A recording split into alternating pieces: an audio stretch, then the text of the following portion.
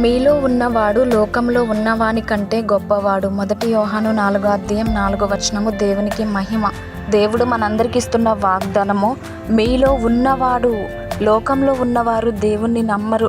లోకంలో చాలామంది చూడండి పాపంలో మునిగిపోతారు.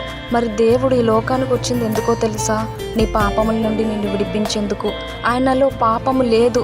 ఈ లోకంలో చాలామంది దేవుని ద్వేషిస్తారు. దేవుడు అంటే వారికి నచ్చదు. వారి క్రియలు చెడ్డవి, వారి మాటలు చెడ్డవి. దేవుడికి నచ్చని క్రియలు చేస్తూ దేవునికి విరోధంగా ఉంటారు.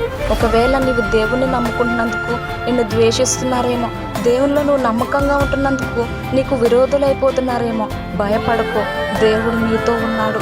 నీలో ఉన్నవాడు లోకంలో ఉన్నవాని కంటే గొప్పవాడు. నువ్వు ఈ లోకాన్ని జయించావు. దేవుని ప్రేమ నీలో ఉంది.